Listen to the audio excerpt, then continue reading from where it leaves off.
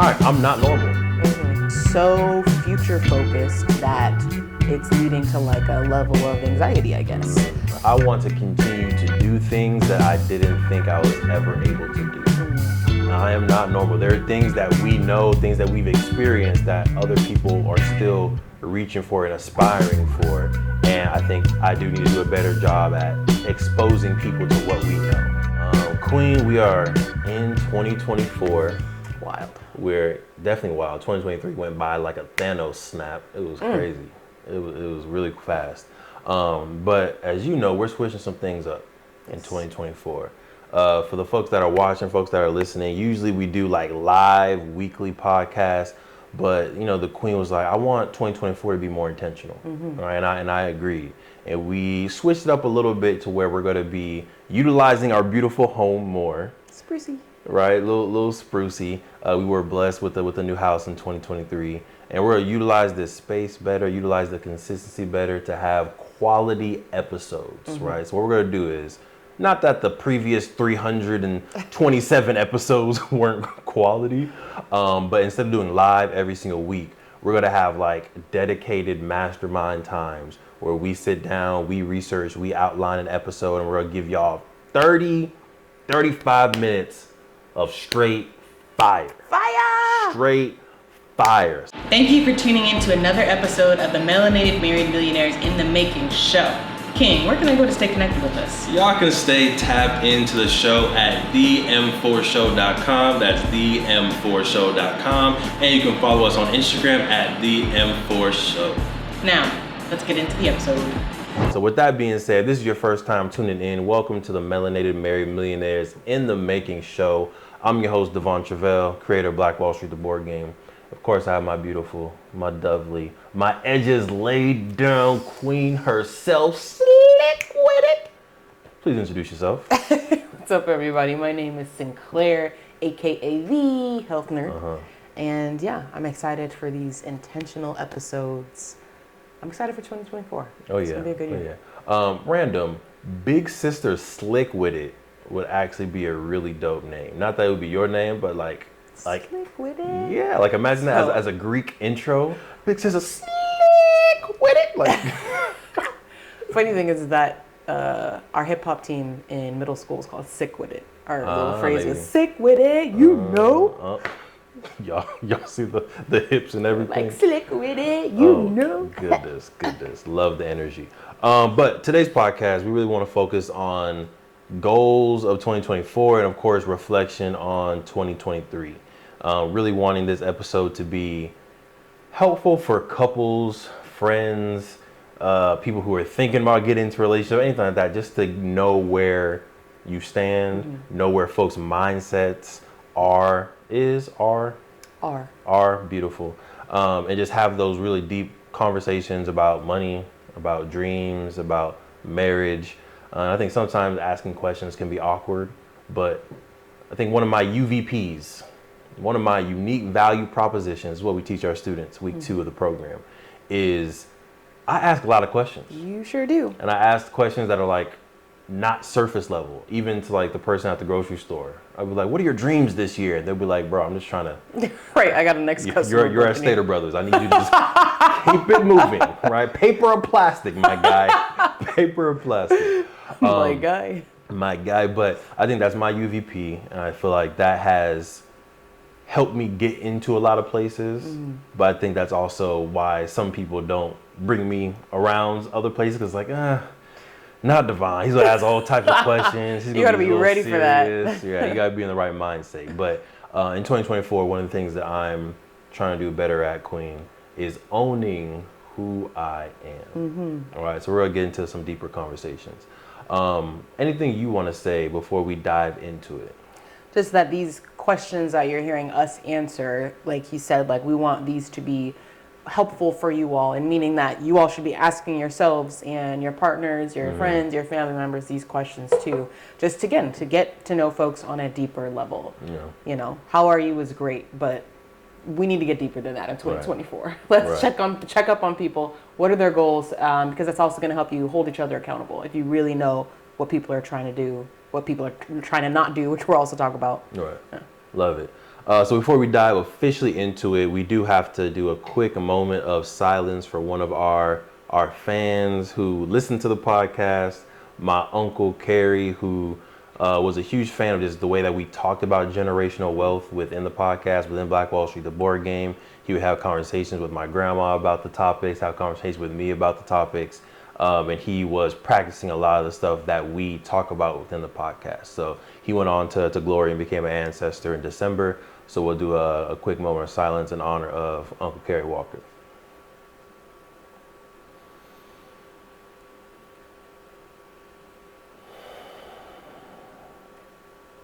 Ashe. Thank you all. If you've lost somebody this year, if you have a family member going through a tough time, just know you are in our prayers and we hope the best for you and the family. Okay. Now, diving into it, Queen, let's start off real light. You say that and then you laugh as if it's not actually going to be light. It's funny. No, it's going to be light. So for you, Queen, let's start off with saying why we are doing the Daniel fast. Right? And can you just explain high level what the Daniel fast is and why we decided to do it this year? Because we didn't do it last year. I think the last time we did like the full Daniel fast with like all the rules was 2021 when we were living in CP. So why for you in this stage of life did you feel like it was important for us to do the Daniel fast again, top of 2024? I do also want to preface, we do the nutritional part of the Daniel fast. Yes, ma'am. We don't necessarily do all of the full Daniel fast with like the daily prayers and things like that. We kind of do our own version of it. So I do also want to preface that. Yeah. But I like to do it as just a nice reset. Yeah. I think sometimes we get into like the monotony of life. We get into even just like, again, when we're talking about like our physical bodies, our vessels that we should all cherish. We get into the like, at least I do get into the state where it's like I just want to eat what sounds good, what feels good to me, and I don't even want to say feels good because sometimes it's just what feels good in that moment, but maybe not feel good long term. Because I think what this Daniel fast has taught me is like I do feel good when I treat my body well, when I nourish it with nice fruits and vegetables and nourishing foods, and it does remind me of like, I actually maybe haven't been feeling my best, even though it becomes the normal. That doesn't mean that it's your best. Right. And so, yeah, I feel like I'm actually a little bit more lethargic when I'm not paying more attention, as much attention to. Lethargic. I've heard it used in context, but what I'm trying to do better this year is like really understanding the words that I use. So when you say lethargic, what does that mean? I mean just low energy, like low energy. Frequency, like, Thank you. Like when I wake up in the morning, I'm like, ugh. You know, Here we go again. Like I gotta kind of like get myself up. Whereas like these days, I'm like, I'm up. Yep. I'm up. I'm typically up before my alarm. Do I get up before the alarm? No, sir, because it's freezing in the house. I gotta turn on the heater and let it warm up. But I am up. And so like that's one of the things that shows me that like, okay, this is doing some good. I feel pretty good energy wise, although I do get hungrier throughout the day, and if haven't eaten, that the energy level starts to dip. But sorry, going back, explaining the Daniel fast. Bring it back, Sinclair. Bring it back. Explaining the Daniel fast. What we do, our version of it, is basically abstaining from any type of animal products. So we don't eat any meat, we don't eat any dairy products, we don't eat, again, really anything sourced from, except for bone broth. That's the one thing that I still have been eating because it is still very nourishing to get in that natural collagen. Outside of that, we do no animal products. We also do no sugar, no alcohol, and no wheat. So which means no bread. No bread, no like flour tortillas. It's been, and no fried foods as well. So it's been difficult, right? A lot of our staples that we would normally have are falling into one of those categories. So it is definitely challenging to try to think of like, okay, how can we keep some type of normal routine? Like as much as possible, I like to like, how can I take a meal that we normally would eat and just make it Daniel fast approved so that it doesn't feel like it's so difficult. So things like chili, like we still eating chili. Did some like greens and chipotle yams, That right? was fire. Right, that we can all make still Daniel fast approved. Would you recommend other couples to do the Daniel fast or some sort of fast? I do. I think the top of the year is a great time to realign, to do some type of fast. Whether, again, you can start with just like, I'm just going to eat less meat, or I'm going to eat more vegetables, or I'm going to abstain from added sugar or alcohol. Like, I know alcohol is another thing that a lot of people are trying to cut down on or abstain from altogether. So I would definitely recommend it because, again, it shows you, one, it's difficult, and I think it's good to just do difficult things every now and then to show yourself that you can do it. But I think it also is good to see, like, wow, when I abstain from these things, I do feel better. And then I think moving forward with that mindset, you can start to enjoy those things with a little bit more moderation, knowing that, like, I feel best when I'm not consuming these things in excess all the time. Right. And going the superficial route, we're also doing the Daniel fast because we're going to Belize soon. And we wanted to make sure we can walk on that beach and look good, look fly. You know what I'm saying? So I know I'm 9 pounds down since starting. Queen, how many pounds down?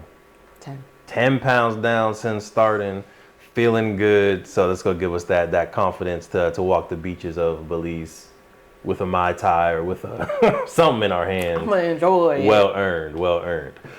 So with that being said, let's keep it going and talk about Queen. Look, we're gonna get right back into the amazing podcast. But if you didn't know, in 2017, we created Black Wall Street, the board game, because we thought more families needed to know about the history of Tulsa Black Wall Street. More families needed to know about the legacy of Black excellence left behind of Tulsa Black Wall Street, that we can own a Madam C.J. Walker Beauty Salon. We can have a Booker T. Washington High School. We can have an Uncle Steve's Barbecue. We can have a Renaissance man like Simon Berry, who had his own taxi service and bus service that got bought out by the city of Tulsa. We have brilliance in our DNA, and we wanted to make sure that your family can play a game that teaches them about this brilliance. So we have Black Wall Street, the board game, right here. We had the first edition available in 2017. That got sold out. We're on the second edition right now, or you can get the beautiful masterpiece version of the game as well. It's up to you. Head to playblackwallstreet.com and get yourself Black Wall Street, the board game, to empower you, your family, and generations to come. Playblackwallstreet.com. Let's get back to the episode. What is something you want to bring into 2024 from 2023? This can be people, this can be a vibe, this can be an experience, a mindset, but what's something that you experienced in 23 that you're like, I like this. This was really good, and you want to make sure it comes with you in the next year? I mean, traveling. That's just been the last several years. But I feel like we took an amazing trip in March of 2023. Facts. That is just, I think, one of the highlights for us since we've known each other. And I just want to... Minus our wedding. You see how she do me? I said one of the highlights. I didn't say like the highlight. One of the highlights. And so, yeah, I just want to continue to keep travel as a part of our routine. Again, the fact that we're going to Belize, I'm excited for that. And even if it's, again, just exploring a new part of California that we haven't seen, I like to explore. It is a time that I feel the most alive, the most like tapping into like my younger self and not stressed out about things. And I think it's important to have those times like throughout the year. So that's definitely something I want to bring in, is our exploration and travel adventures. Nice. Yes. Okay, I like that. What about you? I'm trying to be a little bit different than you, because that's definitely high on the list. Yeah. I think I want to continue to do things that I didn't think I was ever able to do. And I think doing the March trip is one of those things, right? And to give y'all context, this was an entire month. Yep. The longest time that I've ever took a vacation. During that time, I was also doing, unpaid leave from my work. If the Queen was doing, unpaid leave, like you weren't working that whole time. So like, I think growing up, I was always taught like you have to work hard, you have to earn your keep, earn your money. And I felt like taking an entire month off was never in the vision. Even when we met, we were dreaming big. It was never, let's take an entire month off and be okay economically. Right. So the fact that we were able to do that was just a huge blessing. And I think helps open my eyes to more experiences. I also ran a half marathon this year, which sure did. was never in my cars. I don't think growing up I was like, I want to run a half marathon. Negative. Like, it was like 100 yards, 400 meters at the most. And even that I didn't like as a kid. So just having the mindset to say I'm going to run this half marathon, finish it, bones, muscles aching and all, salt all over my face. I think it was just a good accomplishment for myself to know, okay, I can do that. Yeah. So 2024, I'm looking to keep that mindset of, just because you previously thought you couldn't do something or someone told you that you couldn't do something doesn't mean that you can't actually try and accomplish it. So yeah, that's what I'm taking into the year, Queen. Another half marathon? Definitely go do a half marathon. Shout out to my man Daniel, who peer pressured me positively into running it. But I think that's a part of the routine. That's part of the culture. Now, every year we're going to try to do one half marathon. I want to do it to where we travel to run it, right? So maybe one year. You sing we. You'll cheerlead. Appreciate you. I just want to preface. I will not be running a half marathon. It's not on my list of things to do.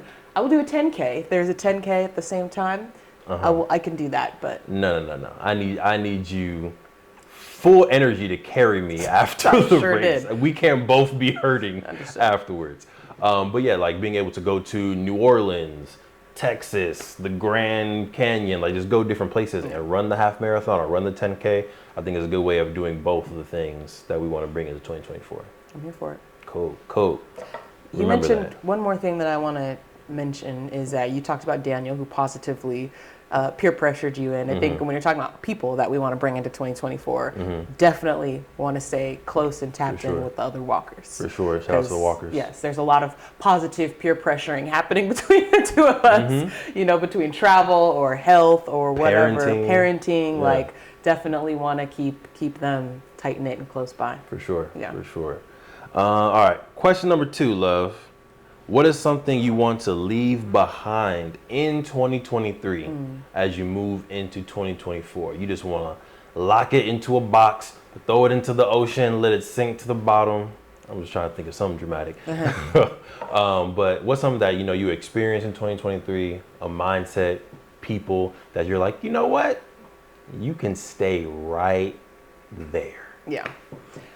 I think I have a tendency, and it was definitely prevalent in 2023, to be so future focused that it's leading to like a level of anxiety, I guess. I feel that. So I think because we wanted to get this house, and that was a pretty, not a long process, but like it was just in the making for so long, for some years. I feel like the first half of the year where it was like, oh my God, I can't wait to get this house. I feel like I was so inundated with that I don't know that I enjoyed. Like I feel like I don't enjoy the moment as much when I'm doing that. I'm so focused on the future, and so we've got the house, right? We've got the house. We're in a good place. So I do want to do more of like just really enjoying the moment. I think it's always important. I don't want to not plan for the future. I don't want to not think about the future at all. But just do some more intentional like, wow, let's really sit here and enjoy what we've accomplished, enjoy this moment, enjoy this nothingness, even if there's nothing necessarily going on. I want to do more of that so that life doesn't, because I feel like that's part of what makes life feel like it's going by so fast. Is like I'm always thinking about the future, then the future comes and it's gone. Facts. And then, we're here in 2024. So I feel like I really want to just enjoy the moment more. Yeah.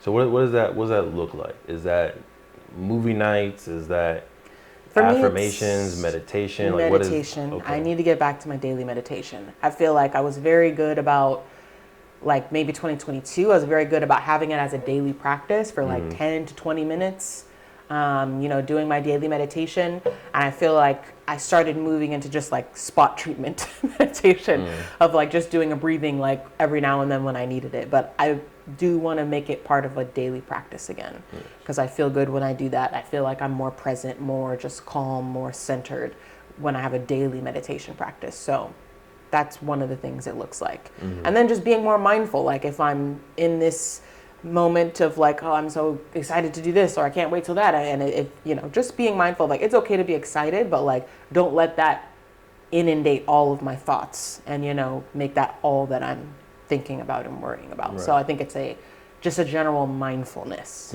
Yeah. I like that. I also need to get back to meditation every day. Like when we were at Canoga Park, every single day I was doing my yoga, meditation, and then my 100 affirmations. And I feel like that really grounded me in the present, in the moment. Haven't gotten back to that in a while. So Yeah. I like that. Thanks, Queen. Thanks.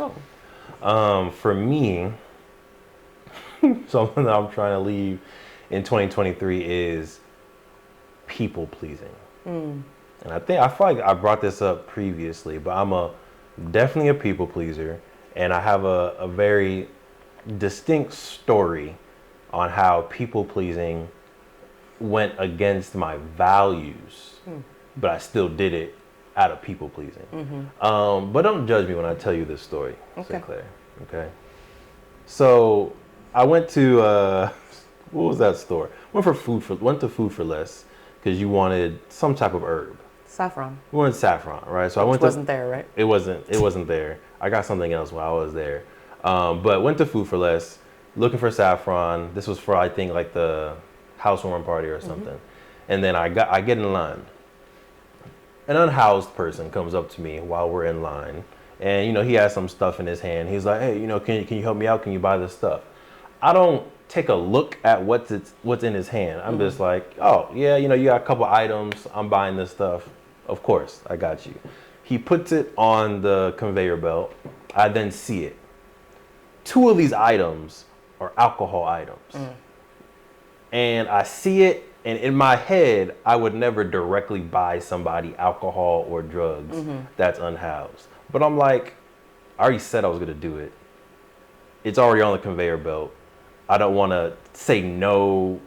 So it was just like an awkward internal thing, and then we get to the register, and then even the cash lady's looking at me like, "So you about to buy this dude alcohol?" And she was like, "Are you buying this?" I was like, "Yeah, I'm buying it," right? And then I handed it to the dude. Dude didn't even say thank you. But that's a situation where it's like me being a people pleaser in this moment went against my values of not buying people alcohol and drugs. And I feel like there's probably smaller instances that I do that often where I'm going against my values or going against something that benefits me in order to do something else that benefits someone else. And I think over an entire year, over an entire lifetime of putting other people's needs before you, other than my wife and kids, of course, I feel like it's not good to put myself in a great situation. I agree. So I think that's something I'm trying to work on. No, I don't want to be a jerk, right? I don't want to say just no to everybody, but I do need to, I think, take a little bit more time in what I say yes to, and also balancing who I'm saying yes to. Yeah. And I think it's also okay, to just say, let me think about it if you're not sure. Rather than saying yes or no in the moment, just be like, "Oh, I'm not sure about that. Let me think about it." So then you can really think, ask yourself and assess, is this against my values? Is this people pleasing? Do I want to do this? How's this going to affect me and my family, type of thing. So I think that can give you some buffer so that you don't feel like you have to answer in that moment, because even that itself is people pleasing. I need to give them an answer right now. No, you don't. Right. You're on your own time, right? So no. That's good. The Queen's been my unofficial therapist for the past couple weeks. We've had some really good sessions, just sitting in the car in the driveway. That's my yup. But disclaimer: she's not available for open therapy. I am not. I just know him well. Yeah, it's a husband-wife thing. All right, Queen, do you have a question you want to throw in here, or you want me to do it? Let's see. You let me know. I'm good with firing from the hip, but if you had something that you were like, "Ooh, I'm gonna get him with this." Curveball. Oh. What scares you about 2024? What scares me about 2024 is getting exactly what I've been working for. Deep. Talk to me about that. Y'all see it? She got turbo. Right. So I've been working towards, and we've been working towards freeing the king, right? Me being a full-time entrepreneur. We talk a lot about wealth, entrepreneurship between M4, Play Black Wall Street, And I've always had like a little bit of imposter syndrome when talking about entrepreneurship because I've still had the full-time job while doing it. So that's always been the goal. Like, all right, let's do full-time business. But at the same time, like when we were making that decision to do that leap, it was very stressful to think about relying full-time, 100% on us as entrepreneurs to pay all our bills. It's pretty, not that it's easy to have a job and pay your bills with it, but it's consistent. Right. It's stable, it's clockwork. You know, as long as you send a couple emails, you're on your Zoom, you're doing your job that's outlined to the T, that check's coming in, right? Twice a month, same time, same place. But with business and with Play Black Wall Street, what we've seen is there's a wave. Yes. To where even when we're doing everything right, even when we're hustling, even when our proposals are good, even when we've hired a full team, even when we're providing a dope product, it can still take a lot of time for those POs to come through, for the checks to come through, for people to say yes, for us to get the insurances that we need. Like there's still other variables. So it was giving me a little bit of anxiety and unsettledness to think that we would be fully dependent on our own business. But I think that's the position that we're at, like where we're in that time to where it's like, you need to start making the decision.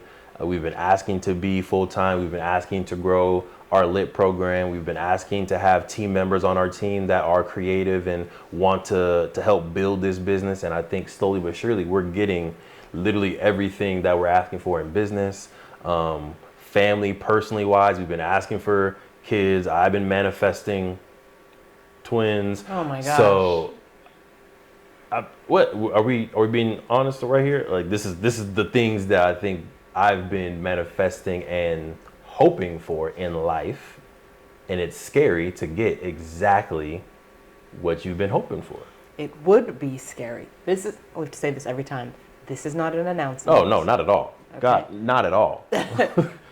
It would be very scary to get that, especially because only one of us is manifesting that.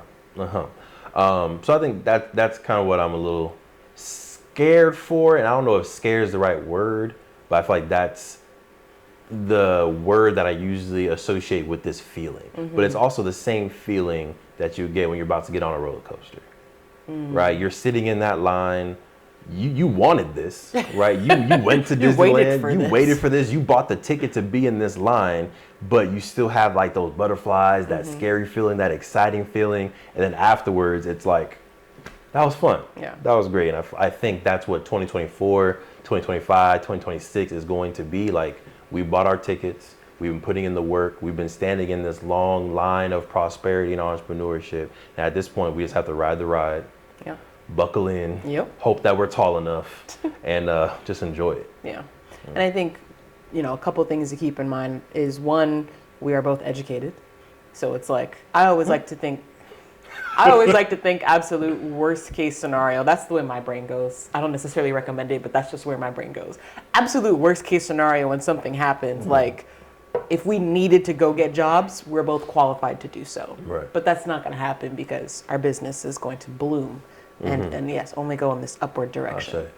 Another thing to keep in mind is I feel like a lot of times when we start abstaining from things is when we start to see the results, right? Even not directly tied to what we're abstaining from, right? So in this Daniel fast, we've seen a lot of good things happen, right? A lot of good opportunities and things that we've been waiting for that have happened during this time frame.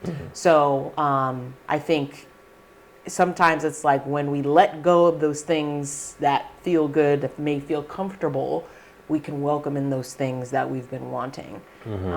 So, maybe that's a little bit. So I have okay.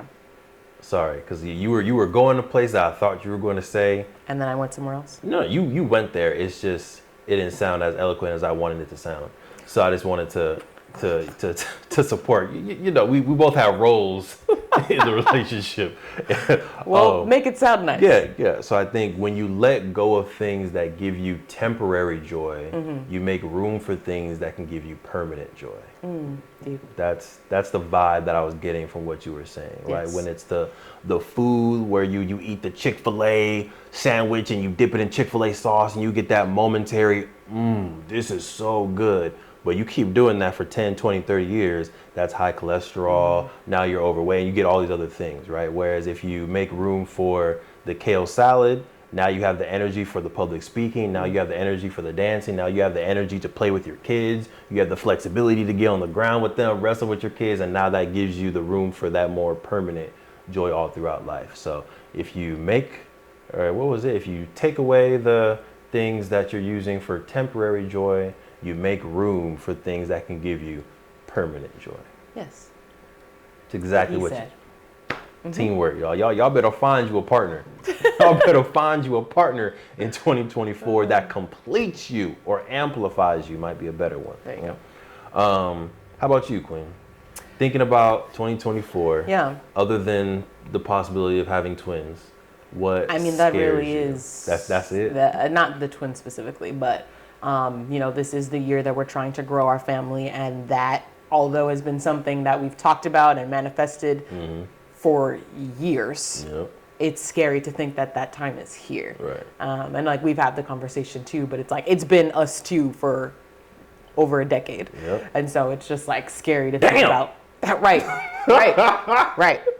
Over a decade. We old in here. Literally. So yeah, we've just spent so much life together. I'm just like, wow, we're gonna welcome in this whole new life, like that's gonna take up so much time and energy. I'm just like, wow, it's gonna be like, it's never just gonna be us two again. Right. That's like exciting but scary at the same time.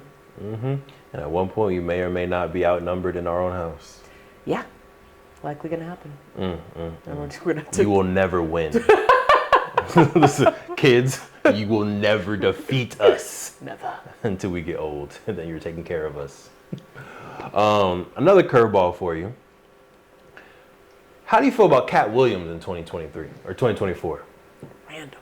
It's very random, but if you've been anywhere, literally on Instagram, TikTok, YouTube, radio shows, everybody's talking about Cat Williams because my man started 2024 swinging, Just and he's very viral right now.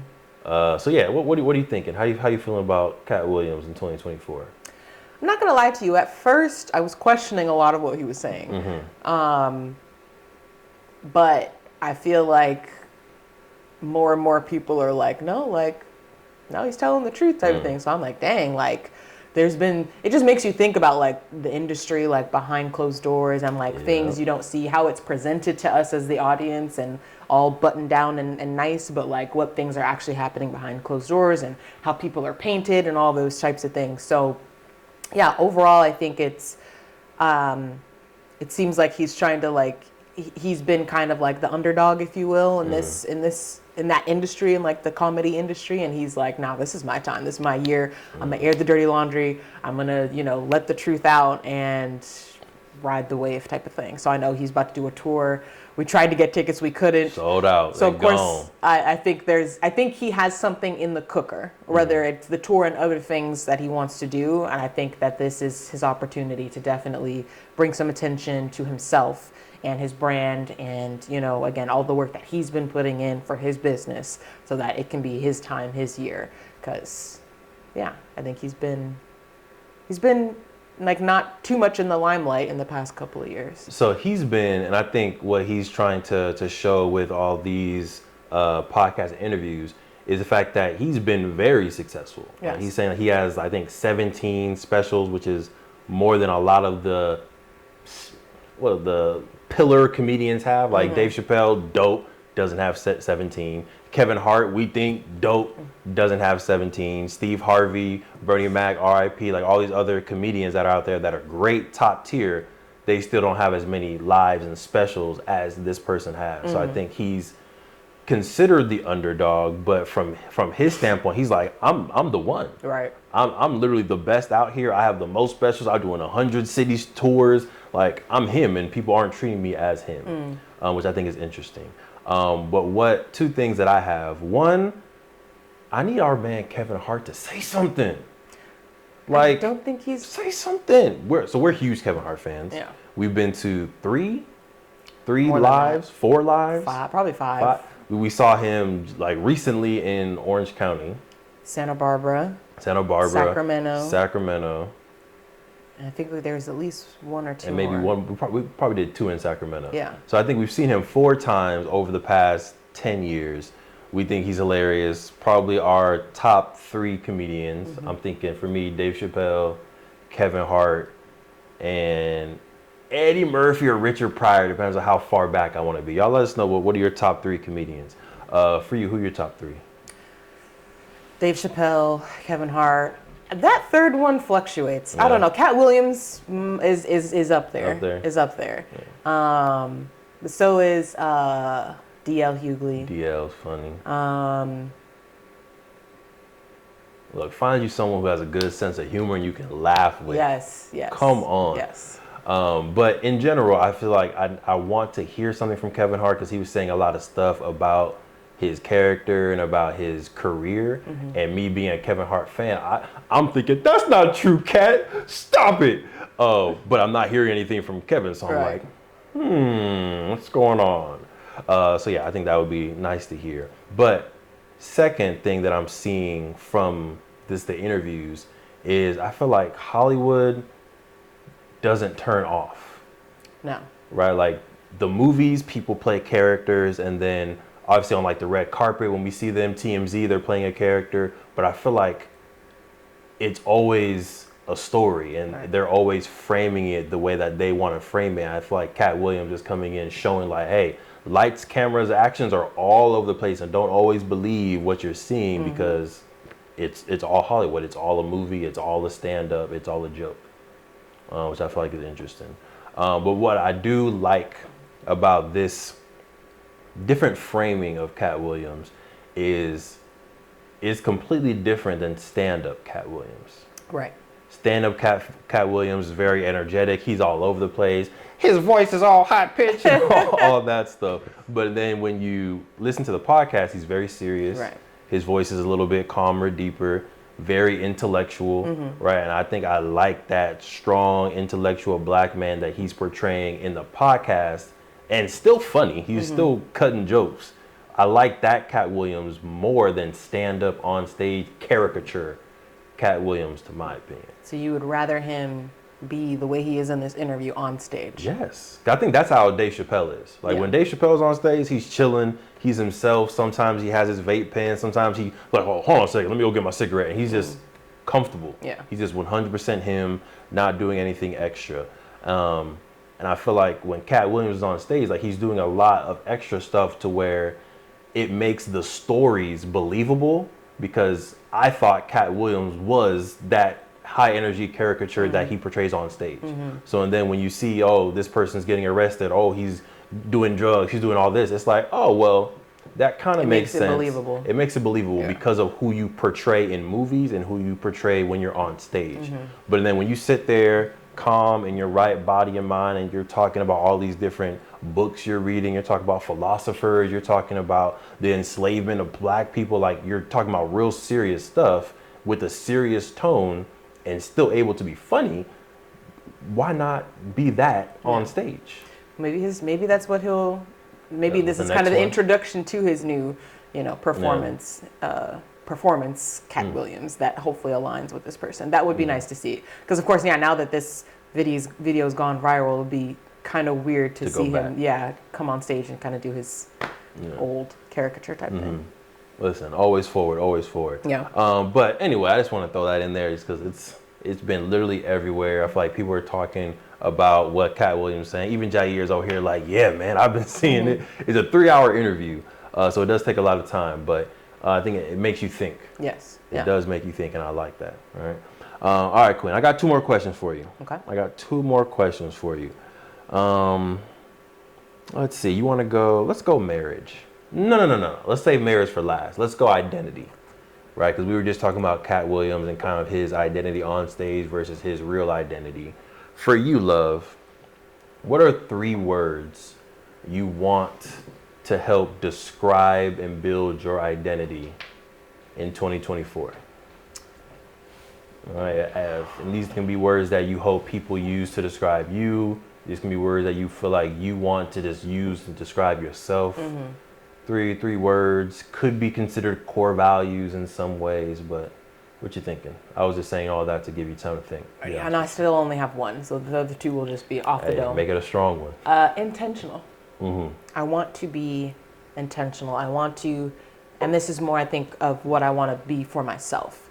I want to be very intentional with where I'm putting my energy, with, the things I'm doing on a daily basis. I want to get better at, having an intentional to-do list of like, this is what you're getting up and doing today. That to-do list is crazy right now. Yeah, it is. But I think it's helpful still because, again, it makes me feel like the things I'm doing are accomplishing an overall goal. Whereas sometimes I'm just doing things and I'm like, yeah, this is part of the business or this is what I should be doing, but and then we also talked about the mindset of like just checking things off, and I do feel good just checking things off for the day. So I definitely want to be intentional again about this is what I'm doing for the day. Like before I go to the office and just start doing things, like stop, what are you doing for the day? What is your plan? How does this work towards your goals? Like we created a vision board, like all those things. I want to be intentional about, getting up and moving my body. I want to be intentional about the things I'm eating and the things I'm consuming, how much social media time I'm getting. I just want to be very intentional this year so that I'm not just in the daily grind. I'm not just going with the flow. Like I want to have intention for everything I'm doing. Nice. Two others. Yeah, so while you think about those two others, I think in alignment with intention, my word is going to be purpose. I definitely want to make sure that everything I'm doing, very similar to what you're talking about, is in alignment with what my long-term vision and purpose is on this planet. And I think I'm getting more comfortable with I am here to educate. Right now I'm reading a book about Carter G. Woodson. And like the book is dope because it goes through like his early life as a kid, the fact that he was taught by his uncles. And if y'all don't know, Carter G. Woodson is the founder of Negro History Week, right, which turned into Black History Month. Also the author of The Miseducation of the Negro. So he's done like so much in alignment with education, with alignment for the Black community. And it's just dope how almost everything in his life was getting him ready for that purpose. So yeah, I think I want to do a little bit more self-reflection with my beautiful therapist here on the things that have happened in my life, good or bad, that are all preparing me for what my purpose is going to be as a husband, my purpose as a father, my purpose as an educator. I really think I'm trying to get zoomed in on purpose. I like it. My second one is going to be authentic. And in similar alignment, I want to be my authentic self. And I think that like being able to work for myself, work for our own business is definitely a step in the right direction, where I think like having a corporate job, needing to go into the office, like put on your face is exhausting, right? I've been there, done that. And I think not having to do that has allowed me to be more of myself throughout the day, and I think has alleviated just a lot of daily stress off of me. But I think there's still work to do. I think just even in a lot of my friendships and relationships, like I want to be able to just be myself, and whether that means that I drift towards certain folks or away from other folks, like that is what it is, and that's what's meant to be, because I want to be in my authentic self. I don't want to be trying to be something or another thing to people please, right? Or to fit this mold of what somebody thinks I'm supposed to be or anything like that. Like I just want to be myself. This is the year where I'm trying to just alleviate a lot of stress, right? Again, talk about like the family growth. Like my big thing is I want to just be able to be in the moment. I want to be able to experience all of that life of that process will bring. I don't want to be stressing about things like people pleasing or, upholding this person that I'm supposed to be. I just want to be me. And I want to even discover what that feels like, because I feel like sometimes, again, we get lost in the trying to be something or trying to put the face on or whatever it is. And so I want to discover and really live in what that authentic self means for me. Yeah, that's good. And I think the hardest part for me about being authentic is knowing that it's okay for some people not to like that authentic version of you. Yeah, that is hard. And I think sometimes you go into work and you want to get a certain reaction, so you wear a certain suit, you wear a certain tie, you put your hair a certain way because you want acceptance from this workplace. But especially within my lock journey and maybe in your lock journey, like there's stuff that you can't hide. Right. Now it's like you're you, unafraid, naked in some ways, and some people are gonna like it, some people aren't. But as long as you like it, as long as you love it, that's all that matters. Yeah. A really microcosm example of this was the other day when we were at dinner with my parents. Dad, love you. I walked with my edges laid. You know, he calls out my edges because I don't do them every day. Trust me. Like if I'm not on camera, if I'm at home, like I'm just me. But like when I'm gonna be presenting myself or when I'm stepping out, like I like to have the Ledges aid. Wow. The Ledges Aid. Come on, that's a brand right there. I'm done. Get you some Ledges Aid. I like to have my edges laid. I think it just makes the locks look clean. I feel confident. And it is more about how I feel about myself than how anybody else thinks. But I, walked in and my dad was like, "What's going on with your hair?" And I was just like, what? He's like, "It looks like your hair is like painted on your forehead." I was just like, "Oh, does it?" Like, I did a good job then, right? That means they're laid.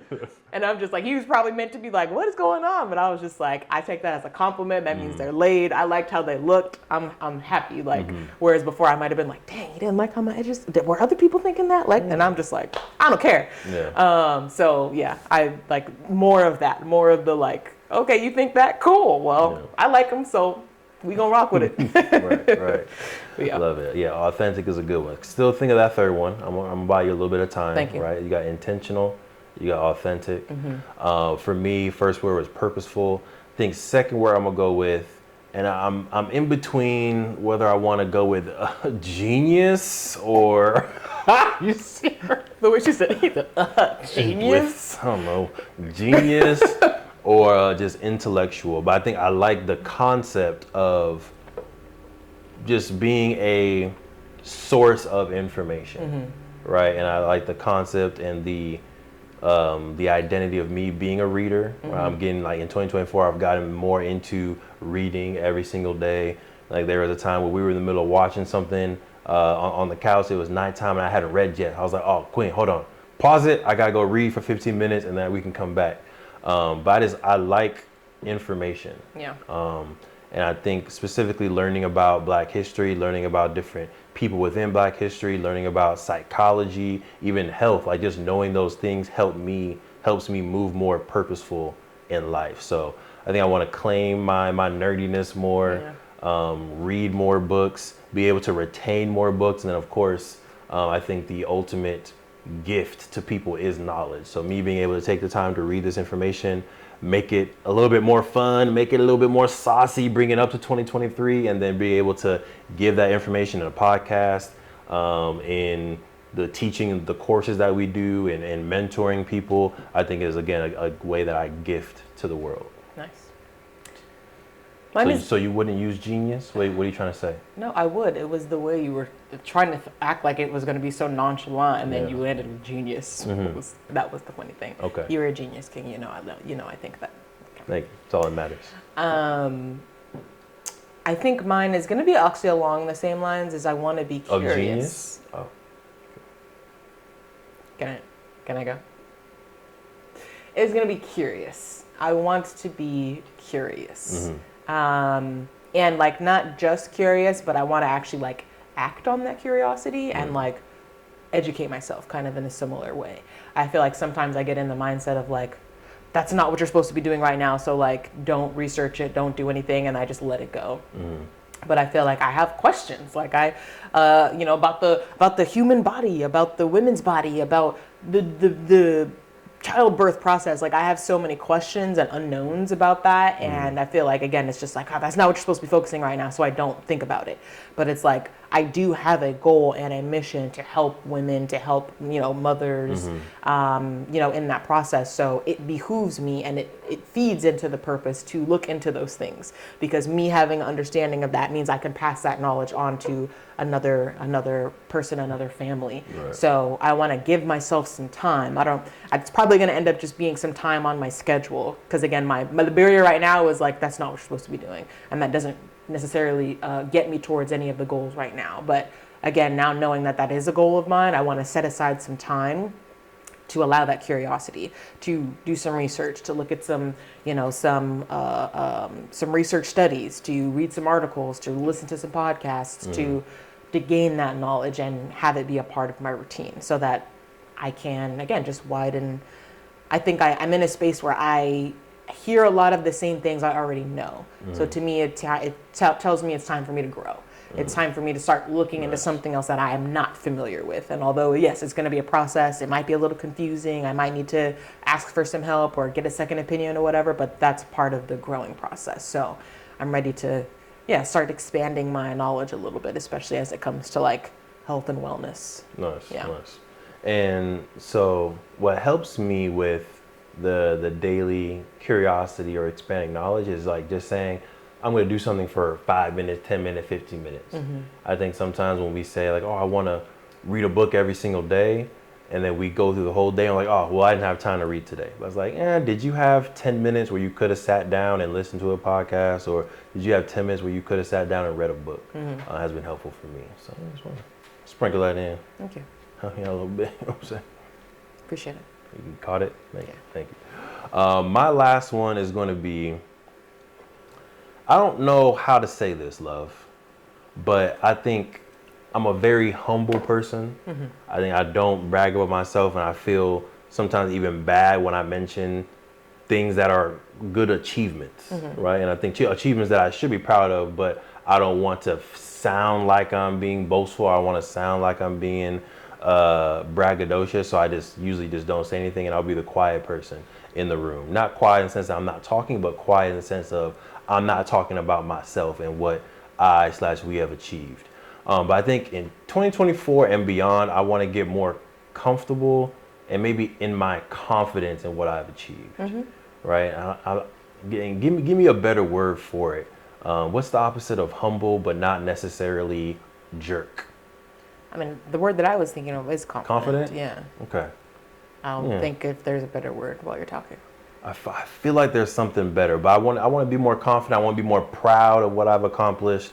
Because in my opinion, Prideful, is that not? Prideful, not quite the vibe I'm going for yet. Okay. In my opinion, I'm dope, right? I think I'm a cool person. You're dope. Thank you. In my wife's opinion, I'm dope. Created a board game, wrote 5 books. We own real estate, own our own business. We have a dope team. We have an amazing brand that's creating an impact. So I feel like on paper, if I was reading about myself, I'd be like, sheesh, that guy's really cool. But on the day-to-day, because I don't put myself up that often and I don't brag about myself, I feel like I feel normal. And not that, there's anything wrong with being normal, but I feel like we haven't worked this hard to be normal, right? And I think Jay-Z has a line, I don't know exactly what it is. Is it either Jay-Z or Kanye, where he says like, I didn't do all this work to be around the same people doing the same stuff, right? And I feel like sometimes we work so hard, but because we're humble people, because we don't brag about ourselves, it feels like I haven't, and this is her therapy coming out too. But sometimes I feel like I'm not good enough, or I haven't achieved enough because I don't say or talk about what I've done. But then when I talk about it, it's like, oh no, you're good. Like you're a dope person. You've done a lot of great stuff. You can stop right now and still be perfectly fine. But yeah, I have that sense of haven't done enough yet. And I think maybe it's a reframing on like when you say these things, yes, it is partially for yourself, but it's also to let other people know that you are a resource for accomplishing those things, right? If I don't know that you've started a business because you don't talk about it, how can I know that you're a person that I can ask a question about starting a business? If I don't know that you own real estate, multiple properties. How do I know that you're a person that I can come ask about owning real estate? You know what I'm saying? So like think about it more and like what that does for other people once they know that you were a resource for this thing, right? You were on a call with somebody and, you know, because you were able to talk about what you did, they literally, the person leading the call literally turned around and started asking you questions. Yeah, let me give you all this. Let me give you all this story. So we saw some person on TikTok that was talking about like finances and budgeting and building wealth. And they were on TikTok, they were getting thousands of views. So we're thinking, oh, this is an expert. So we got a call, a couple of us got together and we're on this Zoom meeting and we're asking this person questions about budgeting, about wealth building. So I get on there and I'm like, first off, you know, what's your lane of expertise? So I know what type of questions to ask. That's how he knew already what time it was. He was like, oh, that's a great question. I focus on tax planning, budgeting. And I was like, all right, great. We're thinking about doing a donor advised fund. Can you advise us on, you know, whether that's good or should we go private foundation? His face blank. He was like, I haven't done any of that yet. And I was like, okay, well, how about this? Can you help it? And I just went up, like, asked a whole bunch of questions.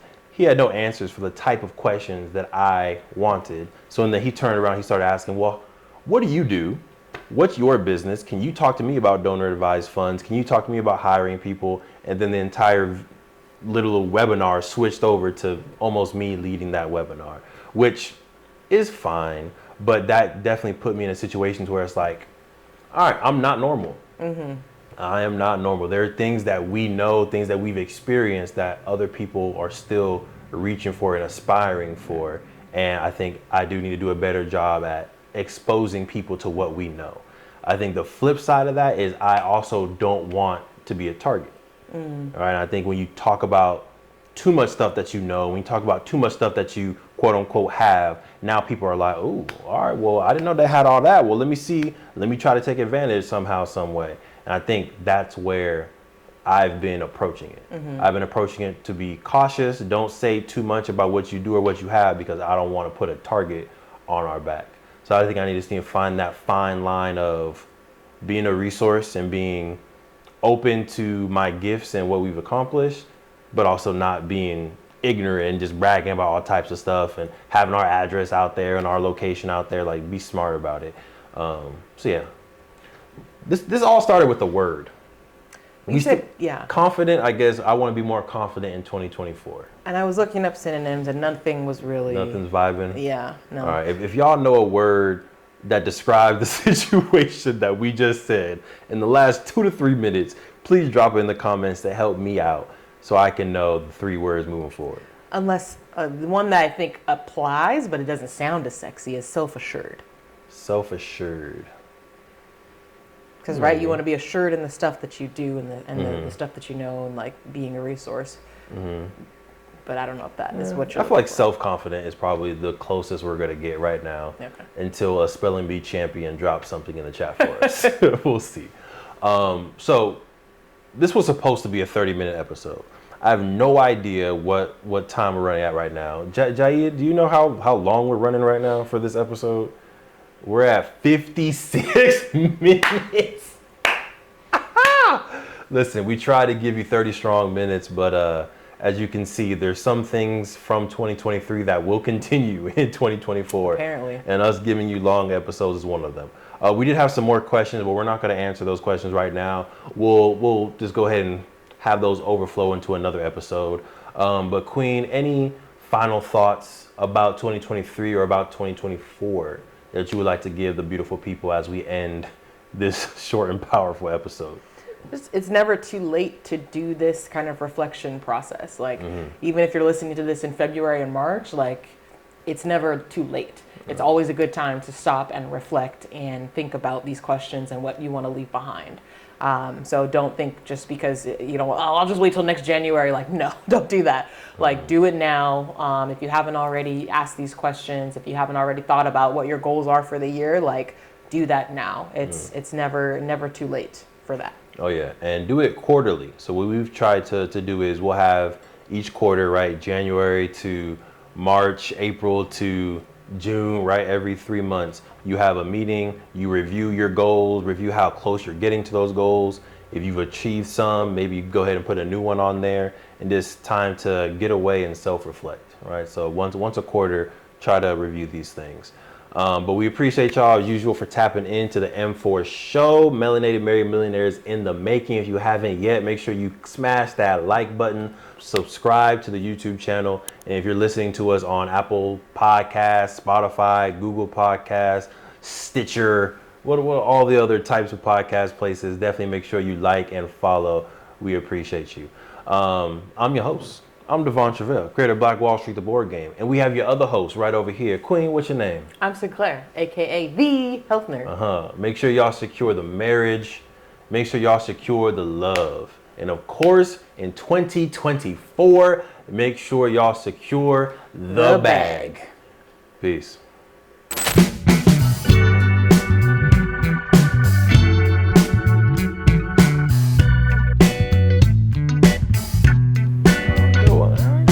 It's supposed to be 30.